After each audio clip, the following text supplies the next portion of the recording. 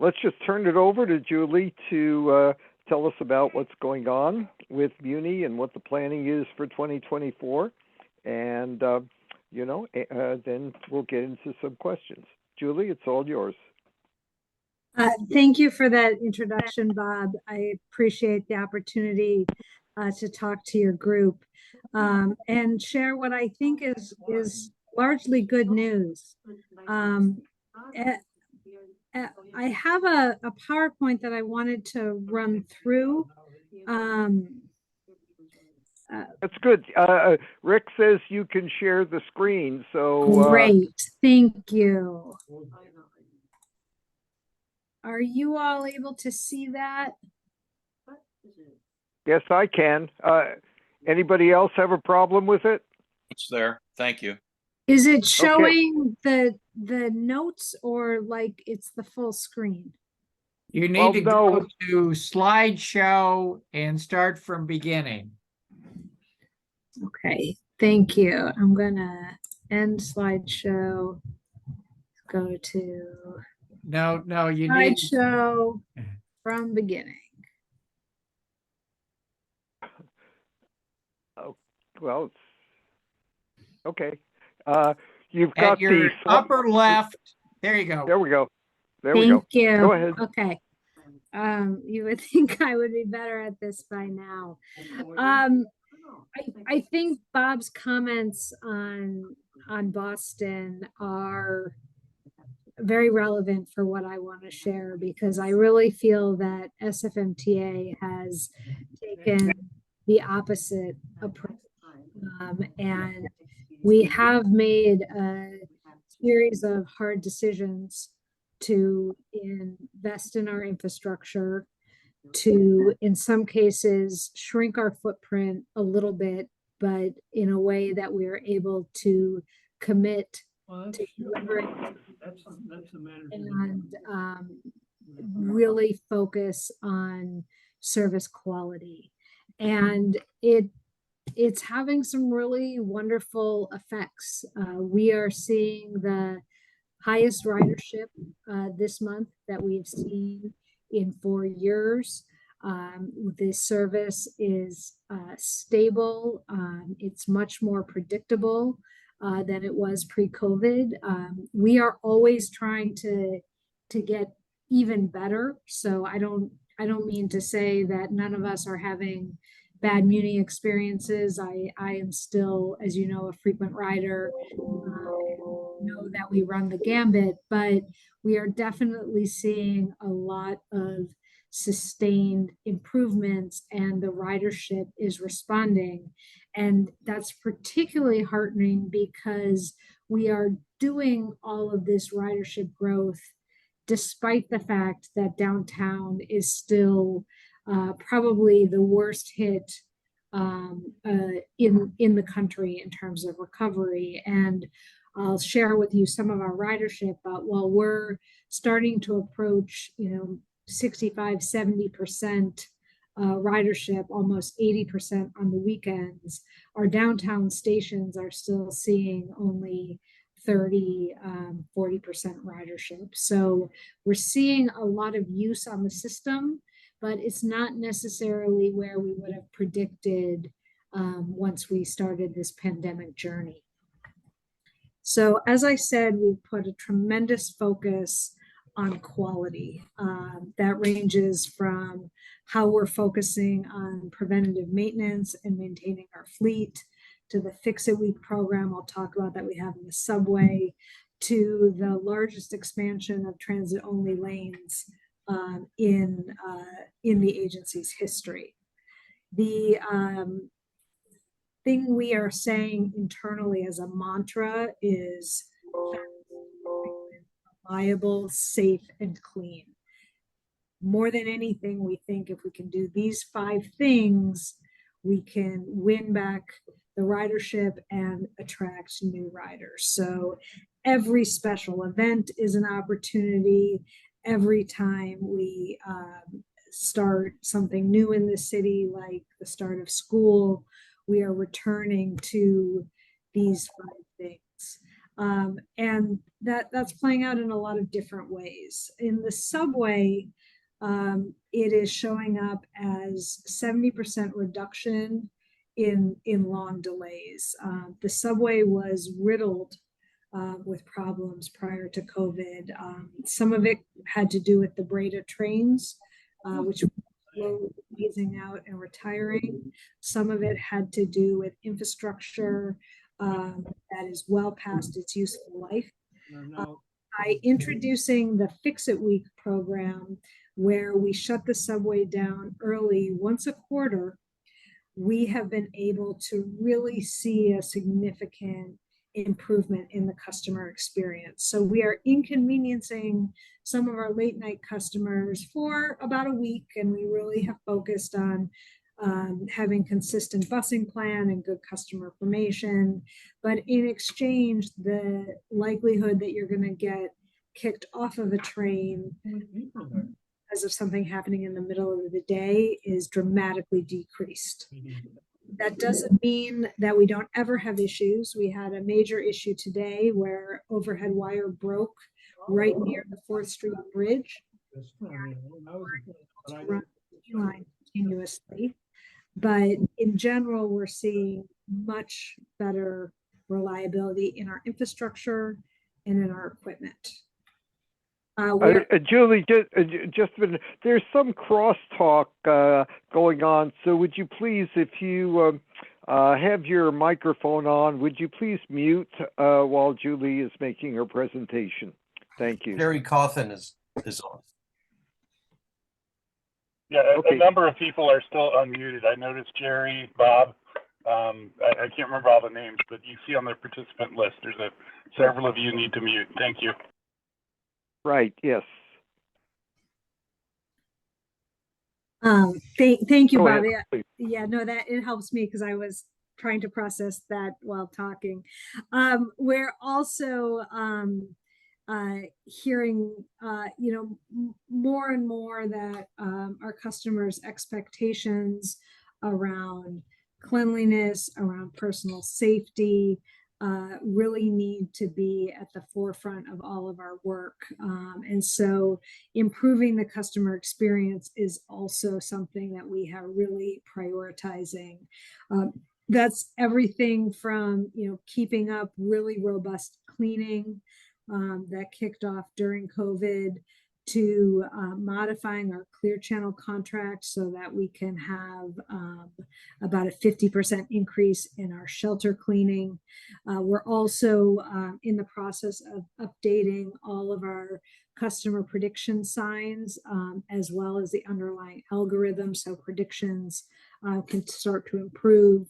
We've also hired more transit ambassadors. The MTAP folks shown in this upper left corner typically ride during our school hours when kids might potentially run into conflicts if two schools are on the line at the same time. So a lot of investment, not just in the service reliability, but also in safety and in cleanliness. I'm also very proud of a anti-harassment campaign that we have running on the system that really focuses on making the system safe for women and children and our transgender customers as a way to make the system more attractive and easier to navigate for all users. We are also very focused on managing gaps in service. We have much better data than we ever have before on service spacing. We are aiming to make sure that customers don't have to wait more than 5 minutes past the scheduled headway. So if a bus is supposed to come every 10 minutes and you're waiting more than 15 minutes, something has happened to that route. And so a big piece of our success here is by delivering 100% of the service every day. We are not missing very many trips, as opposed to before COVID, where we were missing hundreds of trips a day. It was very common even in the depths of the pandemic, like during Omicron, where a route that was supposed to come every 20 minutes was coming every 40 minutes. So we've largely been able to address those issues. We still have some places where routes are bunching up, and we're trying to make those adjustments as we go. Operators also now have information that tells them when they're getting too close to the vehicle in front of them. So they can also make some self-adjustments to slow down and help with the spacing. These are some of the ridership numbers that I was talking about. Our total 7-day-a-week ridership is 68% recovered. The weekend recovery continues to be stronger than the weekday recovery, and the non-downtown recovery is stronger than the downtown. These are some of our top performing lines. Lines like the 49, the 9, the 14, the 22 have been steady, made steady progress and have been over 100% recovery for well over a year. Also seeing for the first time routes like the 7, routes like the 19 Polk, where we've made some significant investment in transit priority, like the transit lanes on 7th and 8th, also seeing strong recovery. And then this is, you know, we're hearing it from our customers. Our last customer survey showed almost a 10% increase in customer satisfaction at a time when a lot of government agencies in the city are seeing a decline in public perception. So again, a lot of work still to do, but I believe are headed in the right direction. The service quality and maintaining service quality through our current budget situation, I think is my highest priority.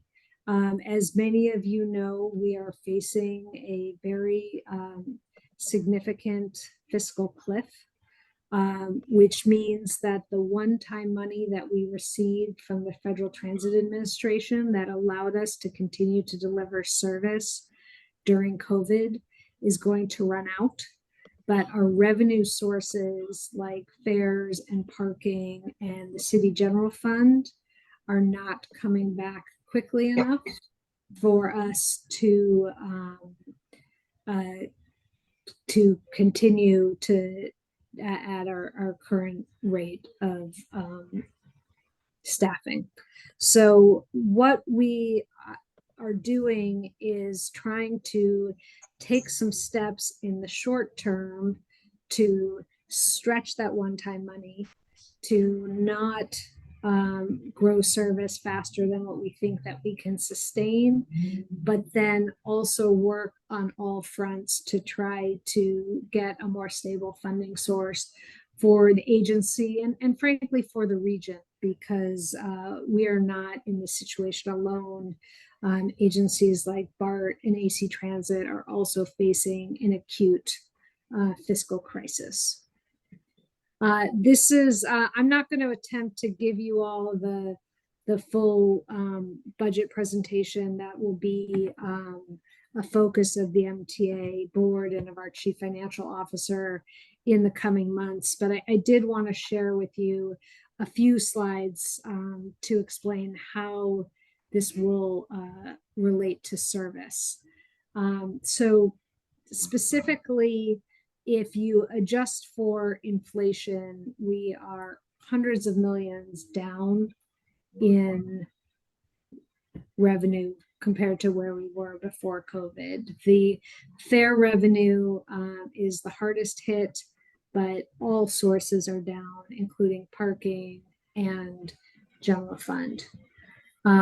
We are covering our current service needs by stretching our federal relief funds. We received over $1 billion during COVID, which allowed us to deliver service while we were not bringing in any money from any of our kind of key funding sources. But that money is going to run out, and we need to replace it with other sources. We are focusing in kind of 5 key areas. We are identifying ways to increase revenue. That is, at the real micro level, like what Bob was talking about, including doing a comprehensive fare evasion study right now to figure out how many of those customers have a Clipper monthly pass or are paying on their phone versus how many are not paying versus how many, qualify for free fares. All the way to working with our regional partners and with advocacy groups like yourselves to look at different ways to get on the ballot for 2026. We are also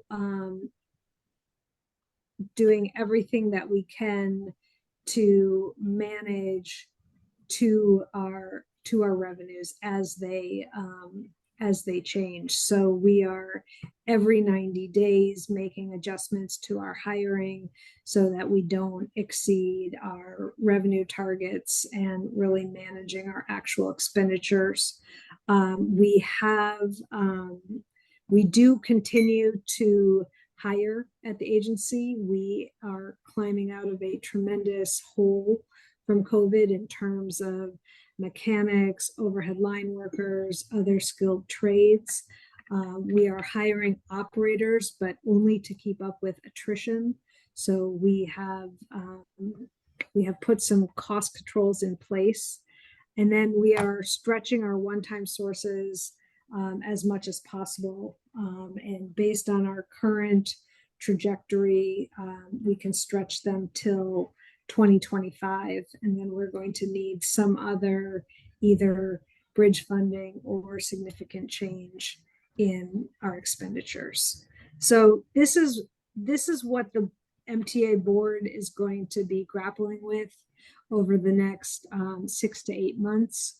We have a 2-year budget that the MTA board will approve in April, and the Board of Supervisors has an opportunity to accept or reject in May. In the meantime, what does this mean for service? So what it means for service is that we are currently in a kind of a steady state. We are not cutting service on whole, but we're also not able to add a net amount of service. So what that means is that when we have routes that are really crowded, and I'm going to talk to you about some routes that are crowded, we need to add service, and we need to identify other routes that are less crowded to shift that service to. We are continuing to hire operators, but just to keep at the current service levels. We are focusing on crowding and really trying to talk to groups like yours and the MTA board so that people understand how we're making these trade-offs. And then we've published all of our decision-making data online as well. So if you're interested in looking at some of the data that I'm going to talk about tonight, it is at sfmta.com/munidata. This is how we approach service decisions right now. It's a framework that we built and have refined over the last several years. We are making resource neutral changes. We are first looking at what are the needs in our equity neighborhoods on our routes that are most heavily used by seniors and people with disabilities. Where is our crowding? We also have certain sort of minimum standards. For example, our hilltop routes are not, typically crowded, but we want to make sure that the service comes at least every 30 minutes, and in many cases every 20 minutes, so that people don't have to wait too long for the service. We are also continuing to support downtown and make sure that as downtown starts to come back, that the transit service is there to support that economic recovery. So those are the kind of the factors that we're looking at when we make service decisions. These are the equity neighborhoods that we are focusing on. And as part of our 2-year budget, we do look at the routes that are most heavily used by seniors and people with disabilities, as well as the routes that run through these neighborhoods. And we identify investment needs and an approach for the coming year, 2 years, because it's a 2-year budget. In August, we added service in several places. We added back the 28 Rapid because we were seeing pretty significant crowding on the 28 line. We did do that in a cost neutral way, in part by making the 28 local a little less frequent. We also extended the 31 along 5th Street to the Caltrain. We have a lot of senior housing in the kind of 4th and 5th Street corridor, so this provides a connection since the 27 was moved to the more reliable transit-only lanes on 7th and 8th Street. And we added our school trippers, which we do every year, which is service that starts empty at the schools at the end of the day and some of our most crowded spots, so that we don't have pass-ups on our regular service. We also added service on several lines, the 14 Rapid, the 29, the 48, and the 22. And we did reduce service a little bit on the 5 in the middle of the day, as well as the 28. We are already seeing, even with these investments, many of these routes, including the 29, as more crowded than it was in April. So the school kids and people traveling between neighborhoods, people traveling to places like Stonestown and SF State, they're really driving up ridership, which is great to see.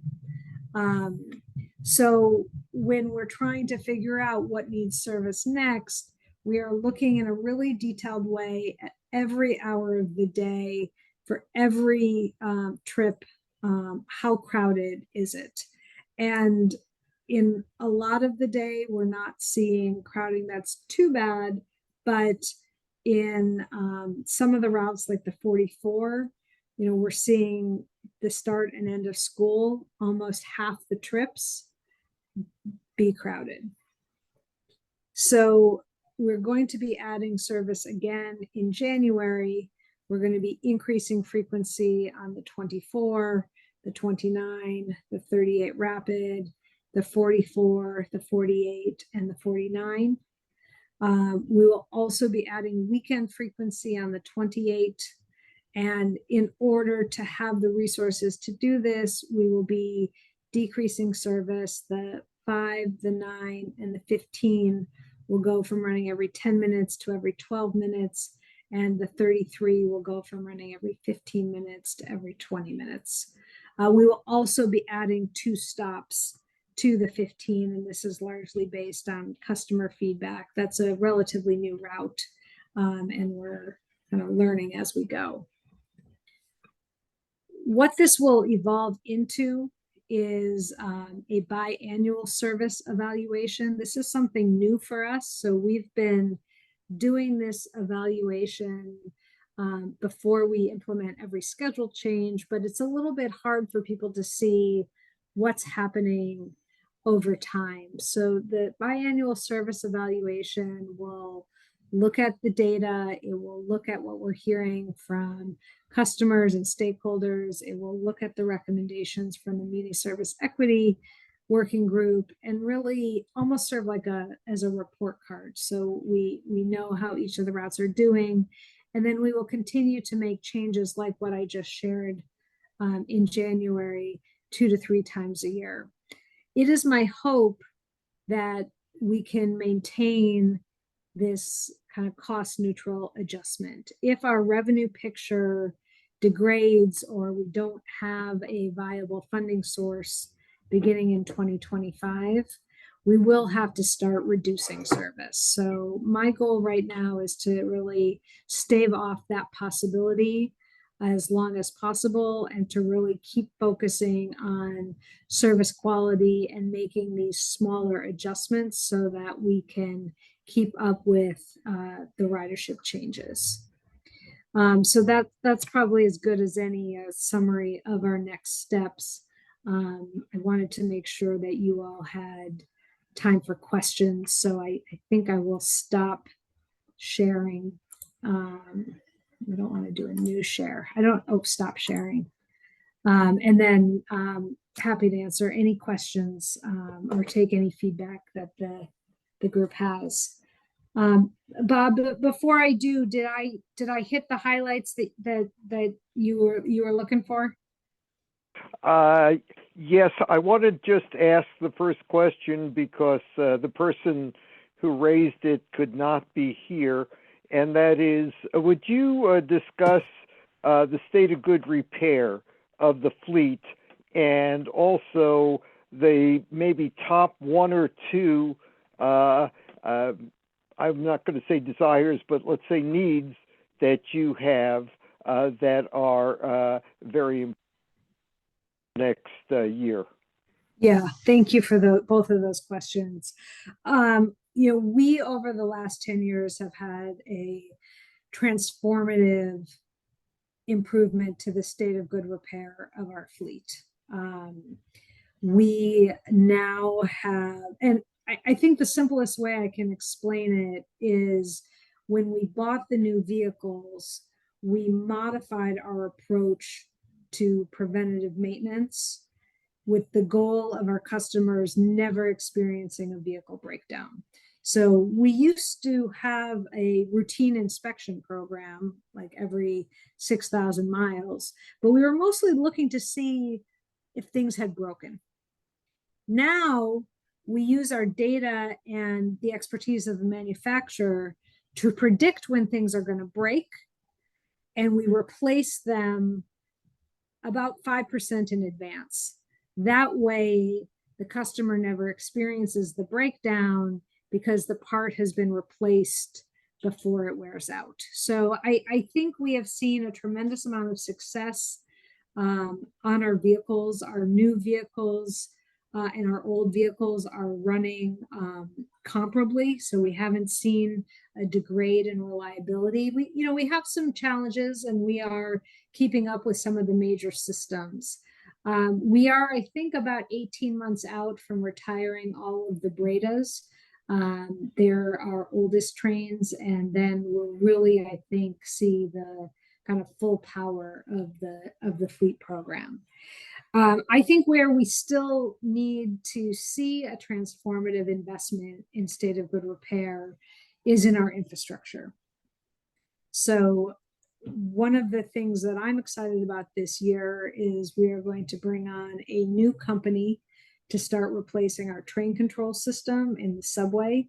That is one of our most vulnerable systems. It is run literally on a floppy disk. It is a 20-year-old computer. We also have structural repairs that need to happen in the subway. We have aging track, we have aging power systems. So there's a tremendous amount of work to do with our infrastructure and with our facilities.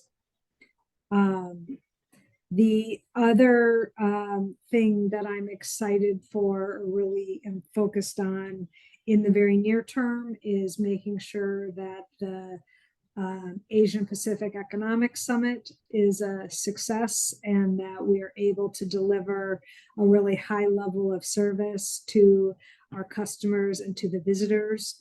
while also keeping all of these incredibly high profile heads of state safe and secure. So that's a big thing that's coming, and we're working very hard with our city partners on. And then the third thing is this focus on the customer experience, really doing everything we can to continue to focus on cleanliness and security. I have a 13-year-old daughter, as I know some of you know, and I want to make sure that as she navigates the system by herself, that she's able to do that, and that everybody's kids are able to be on the system and feel safe and protected. Okay, now we're going to go into questions. There are going to be a lot of questions.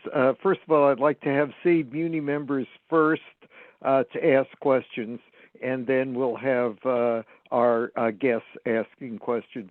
But please keep your question short, and let's see how many questions we can get in. All right, Mark Christensen, you're first, Evie is second, and then Robin. Go ahead, Mark. Unmute yourself, Mark. Mark, you're muted. Pardon me. Hi, Julie. Thank you at the SaveMuni Zoom meeting. Really appreciate it. My question is going to come after a quick statement because it's very important. In 2019, the 28 Rapid stopped at Arch and Alamany in both directions on its way to Balboa BART. Then it went and was canceled for several years. It was brought back in August, but to our surprise, it wasn't returned to our neighborhood. As you know, it followed the course of the 28 regular, and we wanted it to return to Arch and Alamany for a simple reason. H-Mart is opened. A lot of people take that, they drive from the Richmond and they drive from the Sunset to H-Mart, and they would probably leave their car at home on 19th Avenue and take the 28R if it were available to go there. Now, I spoke with Sean Kennedy about this as soon as I heard it happening, and Sean said, well, we'll look into it. Sean never got back to me. It's been 2.5, almost 3 months. I've called him. He hasn't returned a call. Our compromise is this, Julie. We're okay with it not going to Balboa BART. Let it go to Daly City BART, but it should follow the path that it did originally, which was leave Unipra Serra, go up Brotherhood to Arch and Alamany, and then turn right and go along Alamany to Daly City BART. And so my question is real simple. Why was this changed, and why weren't we even given the opportunity to have input? A lot of students take it to Lowell and Lincoln, and they've lost out on that also. So Julie, is that a possibility to return it to Arch and Alamany? I think we'd have to look at the routing. I will make sure that Sean gets back to you ASAP.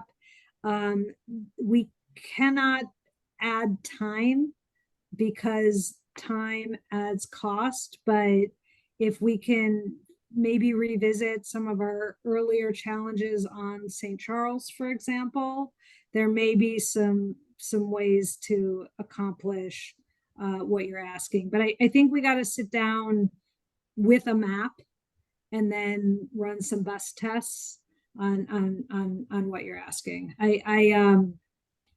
think it's definitely worth exploring, but without kind of knowing how tight the schedule is, it's hard for me to make a commitment. Yeah, well, it's okay. Evie, you're next. Thanks.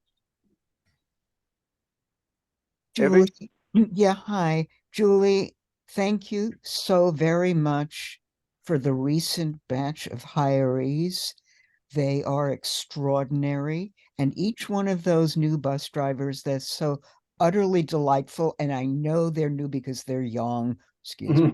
I'm old, but I just sense they are just new to this, and I simply drool and grovel and say thank you, thank you, thank you. I call 311 very specifically, sometimes in front of them, so they can hear that they've gotten this compliment, whether it's, I don't know how quickly the turnaround time is for conveying those many thanks to them. Can I build Yeah. on what you're saying before you ask your Oh, question? wonderful. So I just want to encourage everybody else on the call, when you have a good Muni experience, calling 311, just giving the bus number and the location is enough for us to get the positive Absolutely. feedback to the operators. But something else that we're doing is we're trying to really shift to a culture at our agency that celebrates merit and celebrates accountability. I hope so. So Yeah. when we get those comments, we don't just give them to the operator. We also post them. Every division has a big compliment board, and we post them so that everybody can see the positive feedback. Right. And it helps pump up further the operators that are doing the good work. And it also is sort of a positive shot in the arm for everybody who, mostly get complaints. I know. And I tell them, I hope this gets to you. I'm sure if it was a complaint, it would get to you. But, we'll make sure this happens. And you guys you're great. And thank you. Okay. There have been, and I'm talking about the 36, 35. Excellent. Right. However, as you see, my background here is I'm on the J Church in this picture, but I'm never on the J Church anymore because I don't have access to it. I think that reroute from on the 48, removing the upper Noe loop, but in contrast, what ended up happening was creating a lower Noe Valley loop, which is absurd, completely absurd. My brother is a geophysicist. He did that analysis. I've sent that around a number of times to the board. It's what's going on now. It's twice as expensive because it's steeper. It's twice as steep. It pollutes more. It's insane not to return it to its original. And while we may say, oh, the people in the hilly areas, we think of single family homes. On Clipper Street, Grandview, from the 200 block through the 500 block, it's almost entirely apartment buildings. And Evie, let me interrupt you here. I see Ed Wright is on this call. Is Ed taking notes for you, Julie, on all these comments that are being made? Edward and Kate, I believe, are both helping to track this feedback, and I'm also taking notes as okay. Right. Good. Right. All right. Robin, So there's Robin, that. you're Let next. me just I just want to say one more thing. Okay, quickly. With my thank yous, comment on Sean Kennedy. He just outright, the one thing that needs to be improved, I think, is the community outreach, the notification of changes, very poor. I discovered some things and the board was really responsive and happy to hear from me. That's, the MTA board. But Sean Kennedy blatantly lied to an outreach report saying, oh, we're going to talk about the 48, the restored, the original, blah, blah, blah, blah. No decisions have yet been made. I walked out and the poles had already been repainted. It was a lie. It was a waste of a meeting. And that was okay, Sean. Thank you. Robin, you're next. And also training things. Robin, please. Robin, you're next. Okay, so can you hear me? Yes. Yeah, okay, hi. Thank you, Julie, for being here. It was very good presentation. So I want to just make a quick comment. The 49 bus line is my major bus line, and it is too crowded at rush hour, just standing room only. So I hope that you can look at relieving the rush hour time and also when the school kids get out of school, because nobody else can get on the bus during 2:30 to 4 and then also 4 to 6. It's very difficult. So I just want to give you that comment. That's a perfect example of what we're going to try to improve in January. So we Okay, will be okay. adding more service to the Great, program. good to hear. And then my other one is a broader discussion because we worked really hard to restore forward-facing seats in the light rail cars. And I really want to thank you so much for having helped make that possible with 6 seats now going into each of the light rail cars. People choose where they want to sit, and I see it, and they're very happy with that options for where to sit. I want to see the same option happen for the buses. In the front area, many buses have no forward seats. Most have 2, and a few have 4 or 5. The ones with 4 or 5, people are happiest in because they can all have the option. I've seen it constantly. People will ask for one of those seats, but the other arrangements, they don't have that. I can only sit forwards, and I am sitting forwards in sideways facing seats, dealing with the public as an invisibly disabled person. And I face harassment constantly. About 50% of the time they go, how come you can't? Well, I can't. But dealing with the public is very difficult. And I would like to ask you, I think, a budget question. Where in the budget question does fixing the buses land? In other words, I know you're dealing with a budget crisis, but do you get other funds to deal with, capital funds to deal with fixing the buses, such that you won't be facing the same fiscal cliff if you were to fix buses? And that's what I want to ask about, money for that. Thank you for I that think, question. Robin, I think maybe your question also means, is that a repair or is that a capital item? Okay. Julie? So we are trying to incorporate this feedback into new buses, and we are going to be buying new buses to replace our oldest buses. I'm going to be coming to the board, MTA board, at the end of November, early December, and then going to the Board of Supervisors in February. We also tried to incorporate this feedback into our electric bus pilot, where we have now 10, soon to be 12 buses out on the street. You'll see them because they have giant lightning bolts on them. But those are the electric buses. So as we purchase new vehicles, we are able to incorporate this feedback. We evaluated trying to retrofit the seats. As you know, we spent almost $30 million to retrofit the light rail vehicles, and it was too cost prohibitive. We are most hurting for operating money right now, but we also have hundreds and hundreds of $millions of capital needs that are not getting addressed, including major infrastructure things like what I was talking about with the electrical system. So that is how we're trying to be responsive to that feedback, but we are not able to kind of, as Bob said, repair the existing fleet to make that change. Okay. Anthony, you're next.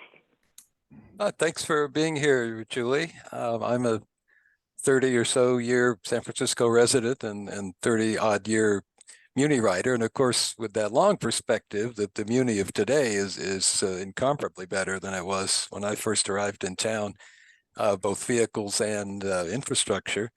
One of those great improvements was the next bus system. But in the shorter term, I'm wondering what's gone wrong with the next bus system, because say at one shelter, perhaps it's working. At the next shelter, the sign is blank. At another one, it's lit, but it just says registering or other useless message. So, and I'm puzzled because this wouldn't have any connection to the operator shortage, and they're not mechanical systems, so they shouldn't physically wear out. So I'm just puzzled. What is going on with the next bus system, and is there a way to address it? Thank you for that question. We are addressing it. I think we are about 2/3 of the way through the sign replacement project. It is about 12 months delayed.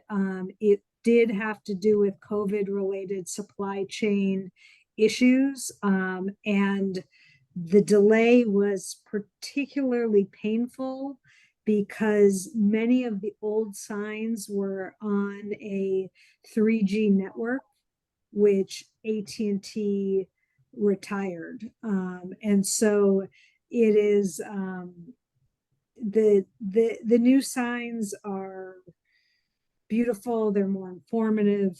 I think they're going to even get better as we're able to get kind of more experience with them, but we needed them all replaced yesterday. And it's still kind of a work in progress. But the last number I saw, we were about 2/3 of the way through the sign replacement, and they're doing more every single week. Oh, great. Thanks. And one more quick question, if you will. Is the 47 coming back? The 47 is not currently planned to come back in the short term. As you know, we have some big questions about the overall service that we need to answer for the long term. But we are covering that service by having a much more frequent 49 and then some other stronger options like the service we have on the 27 now running on 7th and 8th to help with some of the SOMA connections. Thank you. Howard Wong, you're next. Yep. I think we all appreciate the customer service approach. Like any service organization, I think customers recognize when there's a culture of customer service. And I think customers are willing to forgive a lot of, problems if they're treated well and people are trying. So that's really great. The other point I wanted to make, the points of highest concentration of people and customers are the bus shelters, bus stops, as well as, of course, the metro stations. And particularly, bus shelters are often very unkempt. They're filled with trash. They're not maintained well. They're broken glass. Maybe you should leave the glass out, but there's graffiti. It's not a good experience. A lot of the most prominent shelters never have had digital signs. For instance, Kearney and Market, one of the most busiest bus stops, has never had digital signs. So that should be a high priority to get the new digital signs at that bus stop. Also, many bus stops have broken, cracked curbs. On Stockton and Pacific, there's a 6-foot stretch of missing curb right where a lot of elderly citizens are getting off the 30 to 45 and other buses, which is going to be ripe for some lawsuit someday. So I think there needs to be a big concentration on bus shelters, bus stops. Thank you for that feedback, Howard. We strongly agree. That's why we have renegotiated with Clear Channel so that we are doing more cleaning. They are also going to be doing a refresh of the shelters that are kind of the most worn out. We have frankly not got a good solution for the broken glass, and we are more and more removing it because we cannot safely maintain it. But the shelters, the wait experience, it's so important. I also, we have not seen a proof of concept yet, but I am excited that with our new Next Bus predictions, that there is a possibility of having a solar powered sign. A lot of why you don't see predictions on Market Street is because those stops don't have power. We are starting to try to put some predictions. You'll start to see them at some of the new BART portals that are covering the elevators and the escalators, but we would love to have more predictions at those busy stops. Julie, I understand, or at least I read in the news, that you're getting $3 million from the state to do some work in terms of cleaning up those bus stops. We did. We got a big grant, and it's focused in 3 areas. One is along Market Street. The second is along 3rd Street. Those platforms were badly in need of attention. And then it's looking like we're also going to have some extra resources that can help with the SF State and the Stonestown platforms, which, you know, for those of you that are regular M-Line riders, you know, are pretty tired. Good. Okay. Paul Bendix, you're next. Julie, many thanks for doing this. I really appreciate it. Happy to. I'm a wheelchair user. My wife and I frequently use the downtown elevators that are shared by Muni and BART. As you know, there are elevator operators in them, and those people are very important in our sort of transit experience because they make us feel safe. They prevent the elevators, for, you know, by frankly using as toilets and all that kind of stuff. So it's a great program, but the operators have no place to sit, right? So they are currently using things like rolling office chairs and all sorts of stuff that's too big, ungainly, and for example, makes it almost impossible in some of the smallest lifts, which are at Civic Center and elsewhere, to comfortably fit one person in one wheelchair and one operator in there. So surely someone can come up with a built-in ergonomic seat that would above all flip up so that the operator can stand up now and then to make room for whatever. Could be a family with a stroller, anything. Anyway, that's my request. And by the way, the people from Urban Alchemy are great. They're wonderful. The whole program is wonderful. Thank you. Yeah, I thank you for that feedback. It has truly been transformative. The last thing we want is the elevators serving our wheelchair customers to also be acting like urinals, which was essentially what we were experiencing.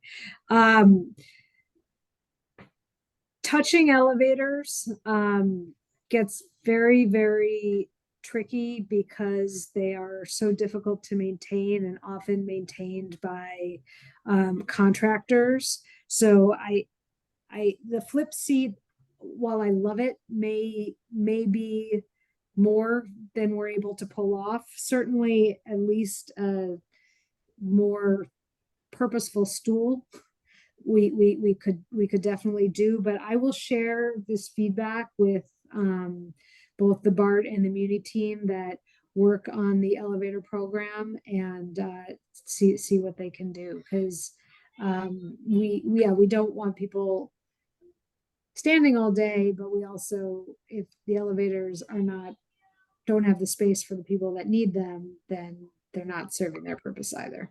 Right. Anyone with a job like that needs to be able to stand up and sit down comfortably anyway. Yeah. It's and I would like, by the way, anyone who might need, even walking with a stick, you might need that elevator during the Asia Pacific Summit. At least let's keep them clean and looking as good as possible for that event. Thank you again. Thank you.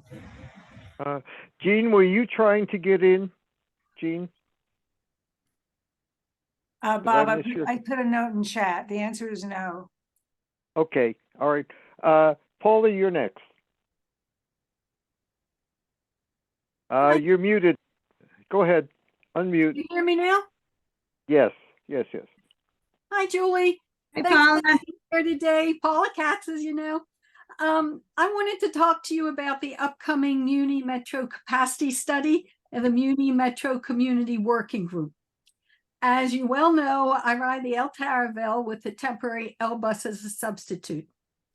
Online, it says that the Muni Metro Capacity Study may recommend the long-term strategy over the next 10 to 20 years of creating longer 3 or 4 car trains for the M and the N that would go into Muni Metro, and then removing 1 and 2 car trains from Muni Metro. And that this would require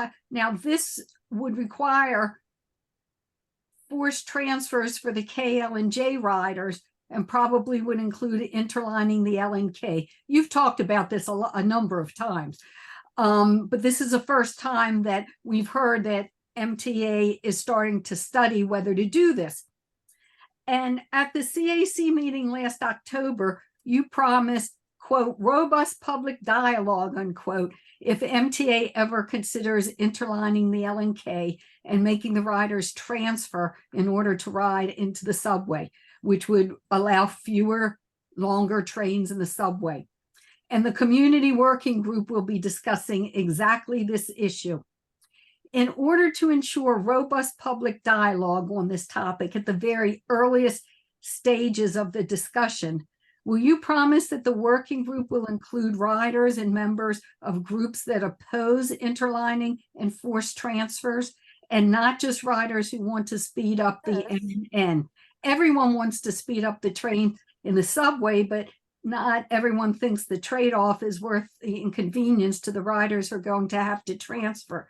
And there can be robust public dialogue only if all views are represented at this very early stage of the discussions, because otherwise the working group the MTA will report, oh, the working group wants to speed up Muni Metro and they want 3 and 4 car trains and they don't mind that people have to transfer. But unless you have both sides explaining all the pros and cons of both issues, it's really going to be one-sided.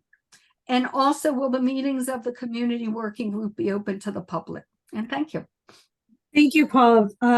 I don't know the answer to any of those questions, including how big the working group is going to be, how often it's going to meet, kind of how much of their scope is focused on if we did something versus should we do something. So let me get back to you with that feedback.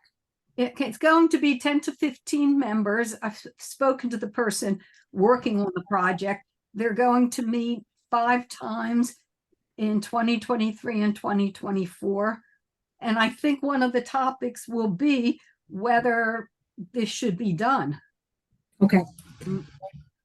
I will elevate your feedback. Thank you. And do you have my email back to Julie, me? Let me chime in here. This is Bob.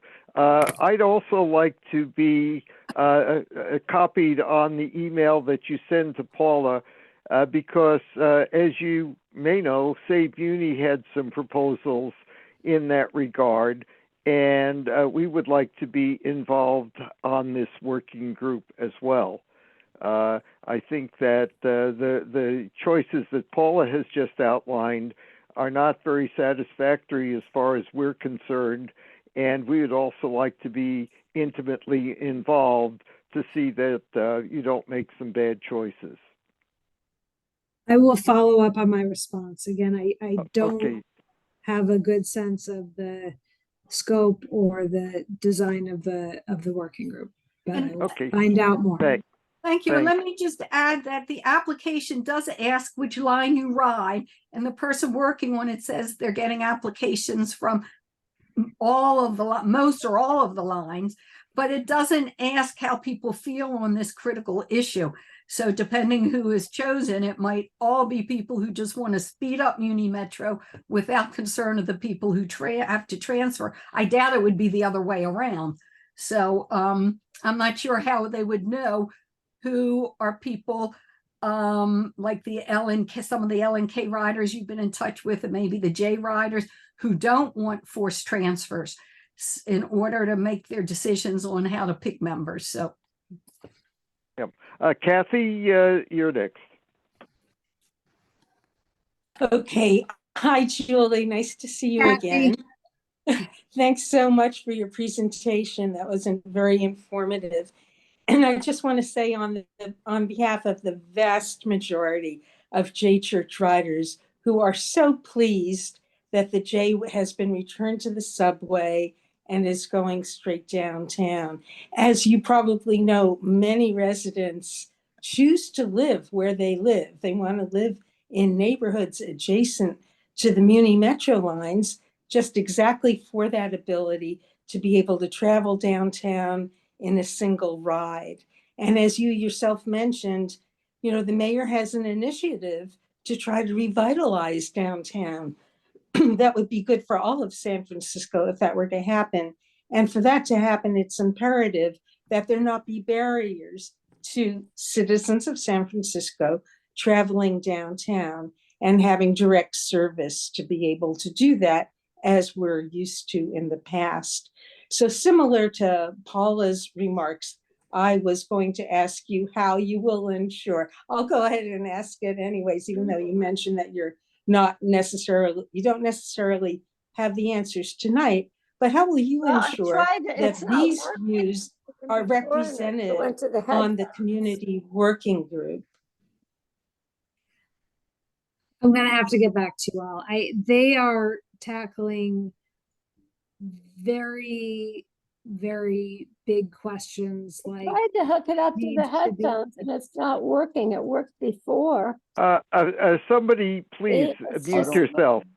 Maury, please mute yourself. Okay, thank you. Maury Eliza, please mute yourself. Thank you. All right. I've heard, Bob, what I've I was heard, going to share is that study is tackling everything from, you know, what is our overall investment needs for state of good repair, and how are we going to keep up with the growing demands of our subway, which we're certainly not seeing now, but are absolutely going to be with us as the downtown recovers and then starts to thrive again. So I don't think that the central question of the study is whether or not we should have transfers, but I do think the group wanted to be transparent that is one of the issues that will be raised. It certainly is not going to be the last time that we talk about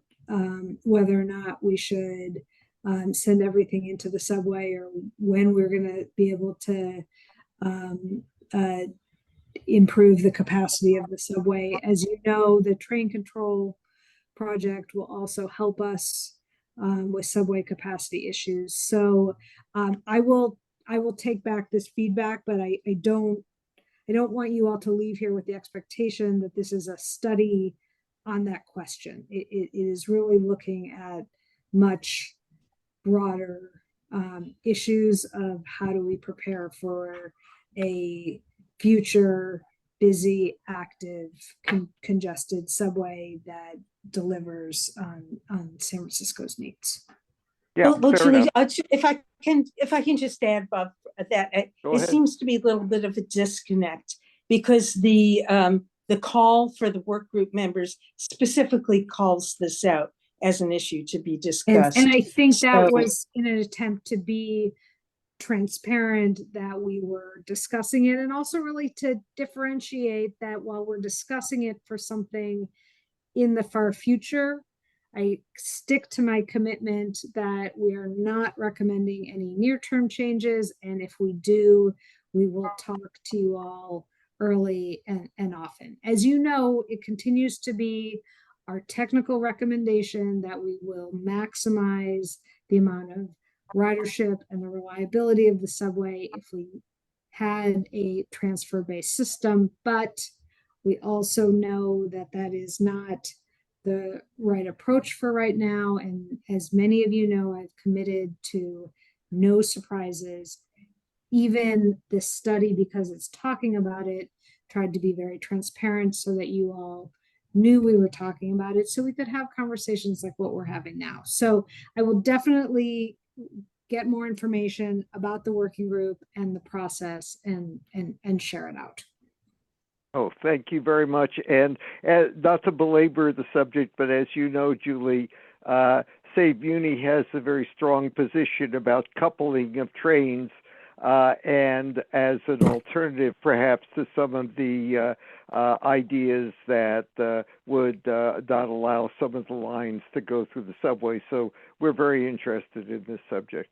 Herb, you're next.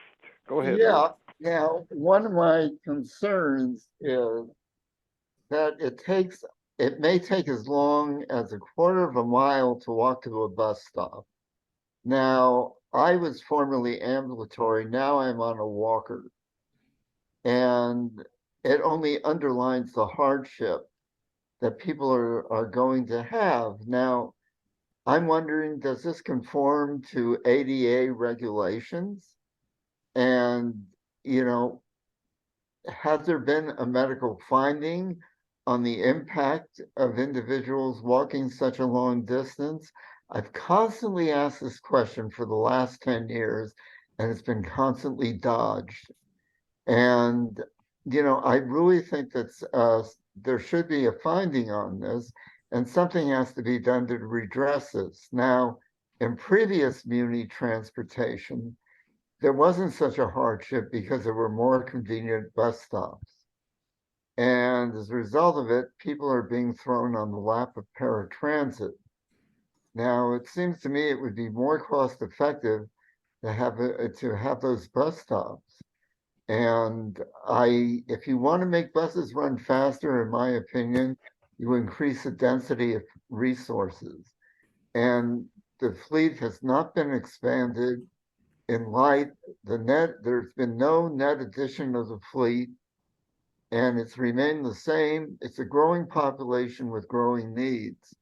So I don't see Muni really addressing this, even though I brought it up in many, many meetings. We have had a 40% expansion in our light rail fleet. We have also increased our capacity on the bus side by investing in more 60-foot trains. We do have one of the densest transit systems in the country, and our service is routinely evaluated by the U.S. Department of Transportation and the Federal Transit Administration for things like ADA compliance. So I understand that we don't see eye to eye on this. We haven't for a long time, but I do believe that we have a model system for accessibility that I believe that are striving to replicate. I believe that seniors and the disabled are being thrown under the bus. Okay, thanks, Herb. Howard Strawson, you're next. Hi, Julie. Thanks for coming here. Can you give us a few words? What is the practicality of in-route coupling? I mean, I can imagine holding up a K in the West Portal station, and then a 2-car M will come or 2-car L will come, and now you have a 3-car train. And the same thing similar could happen entering for the N and J. That would, the people on that K would not even care that they were waiting another minute. Is that practical at all? Are we just whistling Dixie here? Is there any chance of that happening? I do not believe it is practical. I know that Can you give us some reasons why? Does not agree with me. I mean, I would take a simple example of look how long it takes to just secure the back door of the K train right now at West Portal when we have to lock out the doors. And that is a much simpler movement. We're not trying to electrically couple 2 trains. We're just trying to make sure that the back train is empty and that the doors are locked. And it's holding up the subway sometimes 1, 2, 3 minutes at a time.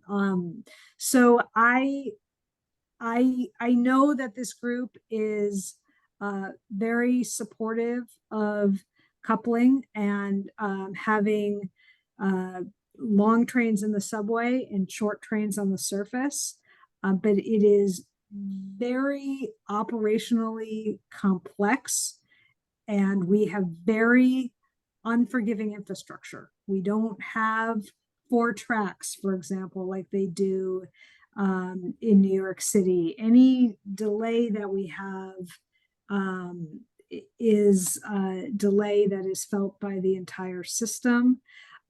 It also creates a part vulnerability, which is the coupler. There's just a lot of challenges with coupling. We may get to a point where we've really been able to tackle reliability and we have a higher level of supervision, and the system, 10 years from now looks different than the system today. So, I'm not saying that there's never a world where coupling in service would be possible. It's certainly mechanically possible with the current vehicles, but it is not my recommendation. So one more, thank you for your thing. One more comment. I was in the maintenance facility visiting there with a SF Transit riders group, and I asked the maintenance head.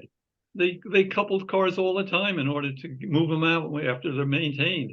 I don't, maybe want to talk to your people a little bit more, that it is possible and reasonable to work out. I hope so, because it will give Muni an immense increase in metro capacity if you can do that. Thanks, Howard. So, okay. Thanks, Julie.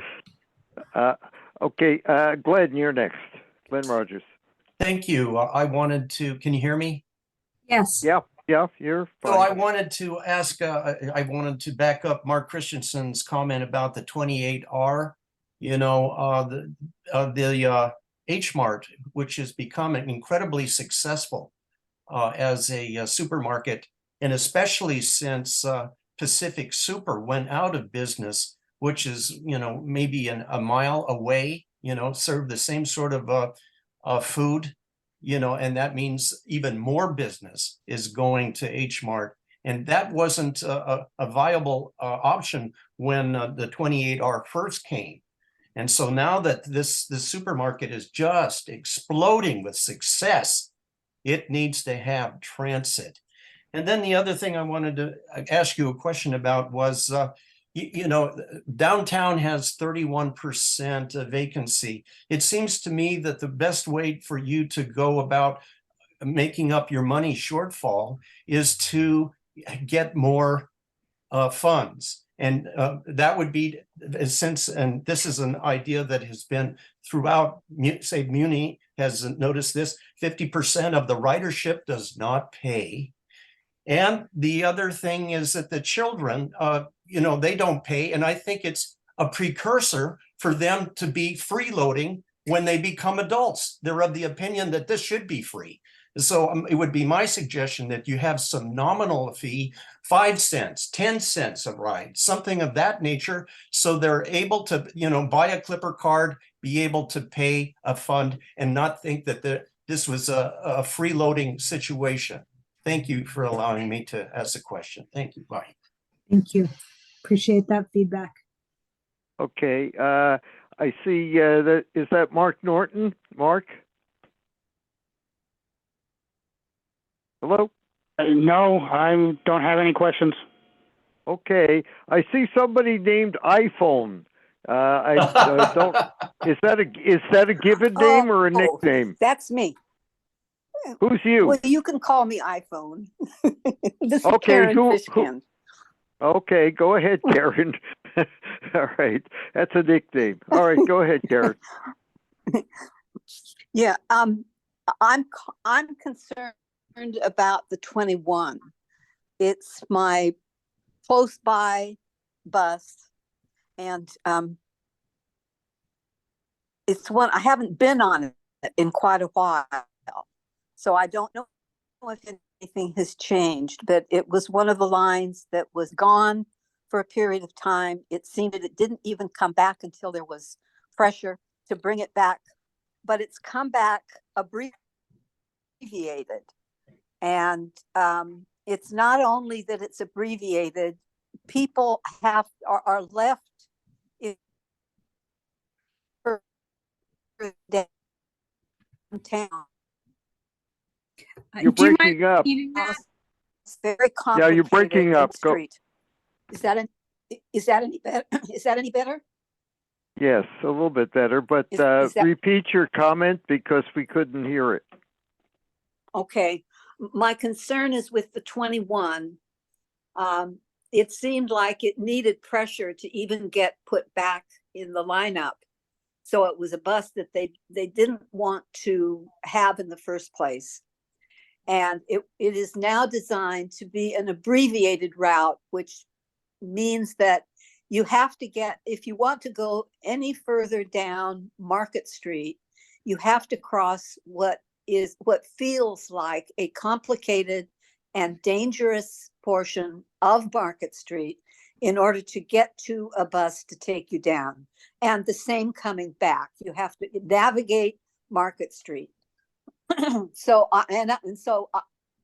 I'm not crazy about taking it, and it's a bus that that was my favorite line. And so my concern really is for how it is now, but also for what the statistics are going to look like. It's going to be, I'm concerned it's going to be a self-fulfilling prophecy. You're going to look at the data and say, oh, people are not using this, but it's really designed to fail by not having a smooth ride throughout the city. Okay, good point. Thank you for that feedback. We were facing some very difficult choices when we made the decision to restart the 21 Hayes, but not bring it all the way downtown. And I think we're going to continue to face tough trade-offs if we cannot identify a significant fund to stabilize and then grow Muni service. This isn't the last time we'll be talking about that. We'll be coming to you with updates over the course of the next 2 to 3 years, but we absolutely need more resources in order to add more service to the system. Okay. I don't see any other hands raised, so I have a comment here. There Julian. is one comment that Susie Lee is not able to raise her Oh, hand. Susie. Okay, Susie, could you get on here? Susie? We've been telling her to click on more and then reactions at the bottom. I can read her question. Okay, I'm unmute. I am unmute. You're unmuted. Go ahead. Yes, I was go gonna ahead. make a comment that I lived in Oakland, and I tell you, San Francisco Transit is way, way superior. Not only that, but we have a limited space. You know, it's 7 by 7 or 49 square miles, whereas AC Transit has to go all over the place. Anyway, so I don't really have that much of a problem with transit, except that sometimes you get like 4 buses together, you know, 2 14Rs and 2 14s, and they're all come together within like 5 minutes. And is there any requirement that maybe a couple of the buses may hold back for about a minute or 2 or 3 or 4, you know, and allow the other bus to go ahead? And I'm sure that part of the problem too, or the delay, would be the wheelchairs and people with disabilities taking up time maybe on one bus line than another bus line. And also the other one is the vandalism to the shelters. James, you have anything to say about the shelters or anything?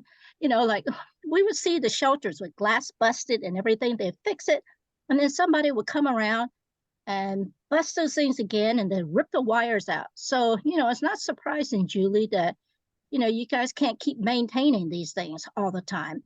And also, it just varies from 7th Street to 8th Street and Mission, where they're dealing drugs all the time. I'm getting off the bus and I'm right in their laps. I mean, they're like 3 feet from the bus stop. And yeah. And anyway, you can't even move around in there. There's so much trash there. Every so often, somebody comes around and sweeps the whole thing clean, you know, move the people somewhere else. And then, you know, about a week later, they're there. Do you have anything to say, James? Yeah. Susie, I'd like to piggyback a little bit on your question, and that is, Julie, in terms of that bus bunching, do you have supervisors out there on the street like they used to do in the old days to be able to alert you in real time as to when that's happening and be able to make quick decisions to do what Susie said, maybe hold a bus back or move one forward? We do have staff out in the system. They are focusing for a large part on responding to incidents like crashes and helping with safety compliance. And a lot of what we used to do traditionally, like in the middle of the line, we're actually able to do now from the control center with data. We also have provided that information to operators. Operators are not supposed to get too close to the vehicle in front of them.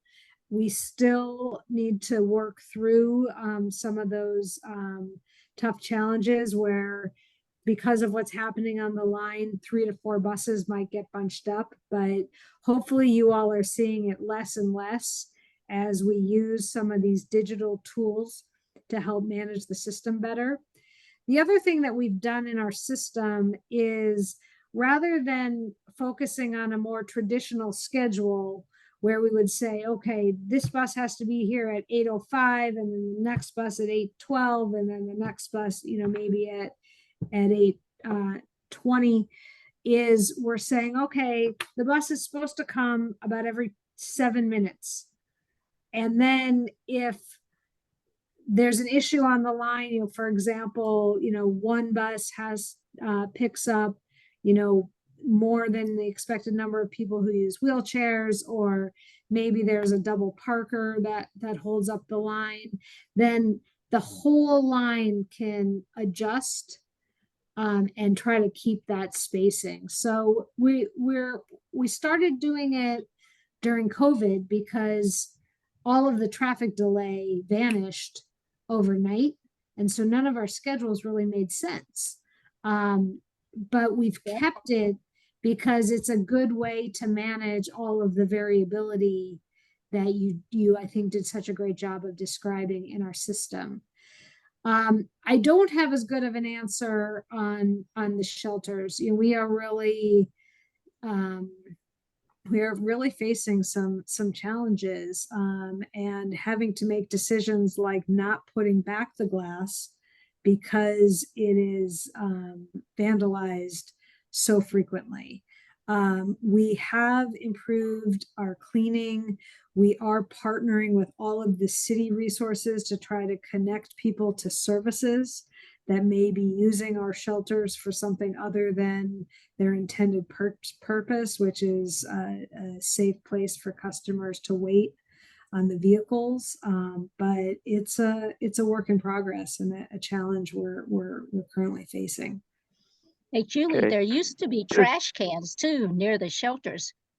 Now there are no trash cans. You're absolutely right about that one. And we've tried to contact Public Works, and they've been totally unresponsive about that particular issue. So maybe you have a better relationship with Public Works to try to get trash cans at some of these shelters, because that's just absurd that there aren't there. Just one more thing, and then it's 7 o'clock. I see we'll let you go. This is not within your control, but it is a very significant Muni issue, and that is the state of the streets. When I was on the number 14 bus, I was standing up, and so I noticed that it seemed to hit potholes on that red lane every few feet. It was just disgraceful in terms of the maintenance of that red lane. And then I had the opportunity to speak with a woman at the Excelsior Sunday Streets, and she said she had a back issue and she could not even take Muni because the jostling of the bus was so much that it caused her pain in her back. Now, this is pretty much constant on a lot of streets. I don't want to go through all of them, but the number 38, when it goes from Market Street to Van Ness, the number 14, many, many lines. It's obviously you do not control the streets. Public Works does, but you do all these street projects, and none of the street projects seem to involve paving the red lane so the buses have a smooth ride. So I'd suggest somehow you twist Public Works' arm, or maybe have a joint committee to deal with some of these issues, because they are very significant to a lot of people who have problems. Anyway, we're over 7 o'clock. Thank you very much for coming. We really appreciate this, Julie, and thanks for all the good information that you've given us. I'll look for the follow-up on that working committee and some of the other issues. And I'd be happy to share the presentation as well. I want to thank all of you. I know many of you are passionate Muni advocates, and we see each other in a lot of different settings, but it's great to be able to come here and just talk about the good work and kind of what I'm excited about, because I know so many of you can amplify that within your own stakeholders. And I know many of you wear a lot of different hats, not just the SaveMuni hat when it comes to community work in the city. So thank you, Bob, for putting this on the agenda, and for everyone for their time and feedback. It's really helpful. Thanks again, and you can send me the slides if you'd like to. Will do. Okay.